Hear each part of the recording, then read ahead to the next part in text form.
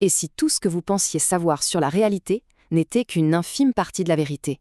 Si je vous disais qu'il existe un monde invisible, juste à côté du nôtre, qui influence chaque aspect de votre vie sans que vous le sachiez? On va plonger ensemble dans une cartographie secrète des mondes spirituels. Ce message est basé sur les enseignements puissants du groupe Spiritualité chrétienne animé par le professeur Patricio de Jésus, que vous pouvez retrouver sur YouTube. Et pour aller plus loin, pour vraiment nourrir votre vie spirituelle, téléchargez dès maintenant l'application Radio Spiritualité chrétienne. Vous y trouverez des enseignements profonds, des prières, tout ce qu'il faut pour fortifier votre esprit jour et nuit. Pour commencer, oubliez tout ce que vous croyez savoir sur la spiritualité. L'enseignement commence avec une image hyper forte. La spiritualité, c'est comme un taxi. C'est tout, un simple véhicule. Ça veut dire qu'on a tous les clés en main. La vraie question, ce n'est pas de savoir si on est dans le taxi, on y est tous, mais plutôt quelle destination on a choisie. Est-ce qu'on va vers la lumière ou vers les bas-fonds? Alors voilà notre plan de route pour ce voyage. D'abord, on va voir pourquoi la spiritualité est une faculté universelle. Ensuite, on part à la découverte des fameux 7 mondes. Après ça, on va zoomer sur la première dimension, celle qui nous touche le plus directement. On va ensuite parler du corps astral, vous allez voir, c'est fascinant. Et pour finir, on verra comment nos propres émotions sont la clé qui ouvre toutes ces portes. Allez, on attaque la première partie. Et là, on met les pieds dans le plat direct. L'enseignement pose une distinction qui est, mais alors, fondamentale. Religion et spiritualité, ce n'est pas du tout la même chose. L'une, c'est croire, l'autre, c'est chercher à comprendre comment ça marche. Et c'est là que tout bascule. D'un côté, on a la religion qui nous invite à accepter, à suivre un chemin. De l'autre, la spiritualité, qui est une démarche active pour comprendre les mécanismes profonds du monde invisible. En gros, selon cette vision, croire c'est bien, mais ça ne suffit pas. Pour se défendre spirituellement, il faut connaître l'ennemi, comprendre ses stratégies, connaître les règles du jeu. Bon, maintenant qu'on a posé les bases, entrons dans le vif du sujet. À quoi ressemble ce fameux monde spirituel ? Alors là, oubliez l'image d'un simple paradis ou d'un enfer. Non, non, non. On part d'une véritable architecture super complexe, d'une réalité organisée en plusieurs dimensions gigantesques. Et au cœur de cette architecture, il y a un chiffre, le 7. Tout tourne autour de ce chiffre. En se basant sur des textes comme l'Apocalypse, l'enseignement nous révèle qu'il n'y a pas un seul monde spirituel, mais bien 7 grands mondes, empilés les uns sur les autres. Et là, attention, on vous donne une clé de décodage, un petit secret de ce langage spirituel. Quand vous lisez le mot « montagne » dans certains textes, il faut en fait comprendre « monde ». Pourquoi des montagnes? Eh bien tout simplement parce que ces mondes sont hiérarchisés, comme des sommets qu'on gravit les uns après les autres. Ok, alors par où on commence? Par le début, évidemment. Le premier de ces 7 mondes, c'est celui qui est juste là, collé au nôtre. C'est notre plus proche voisin invisible. Et ce monde, il est lui-même divisé en 2 grandes zones. La première zone, c'est ce qu'on appelle le supraphysique. Imaginez ça comme une sorte de sas, une réalité parallèle invisible qui nous frôle en permanence. C'est la porte d'entrée. Et une fois qu'on passe cette porte, on arrive dans un endroit bien plus grand, bien plus complexe, le fameux plan astral. Et c'est là, nous dit-on, que se déroule la majorité des activités occultes. Mais attention, ce plan astral, ce n'est pas juste un grand espace vide, pas du tout.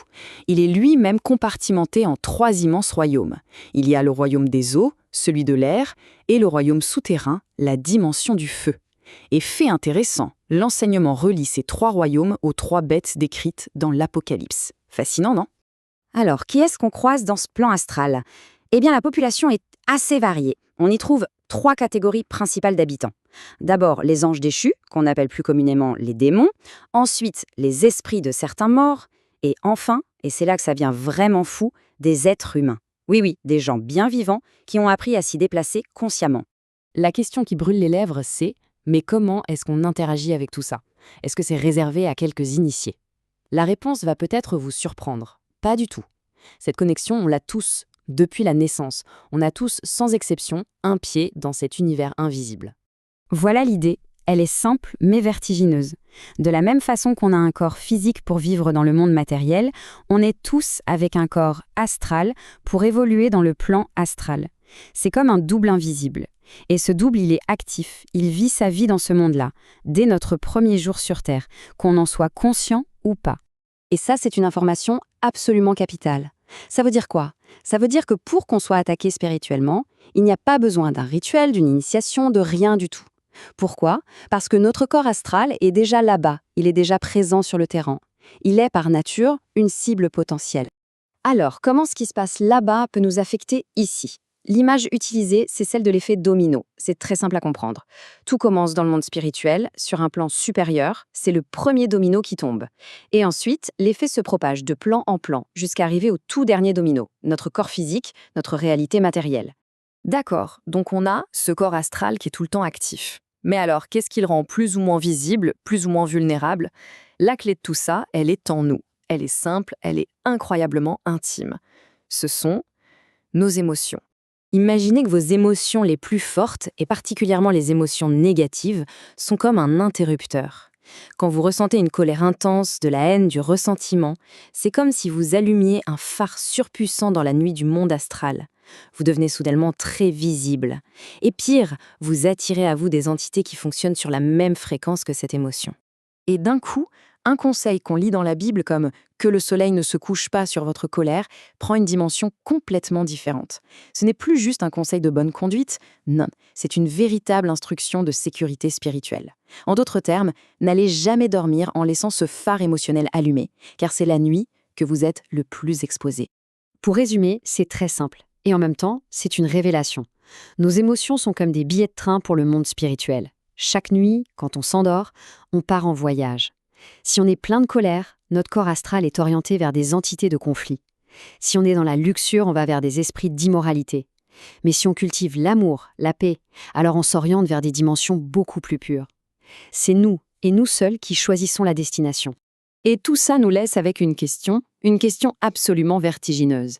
Si nos émotions peuvent influencer des mondes invisibles, alors quelle réalité est-ce que notre vie intérieure est en train de créer, là, maintenant? Ça nous montre que notre jardin intérieur n'est jamais vraiment privé. Chaque pensée, chaque émotion façonne activement notre expérience dans cette réalité parallèle. Alors, qu'est-ce que vous construisez? Écris Amen dans les commentaires si ce message te parle. Partage-le pour aider quelqu'un d'autre qui en a besoin. Surtout, suis la page Facebook Spiritualité Chrétienne et abonne-toi à la chaîne YouTube Groupe Spiritualité Chrétienne de Patricio de Jésus. Rejoins la communauté pour qu'on puisse grandir spirituellement tous ensemble. Prenez soin de vos pensées car elles construisent des mondes.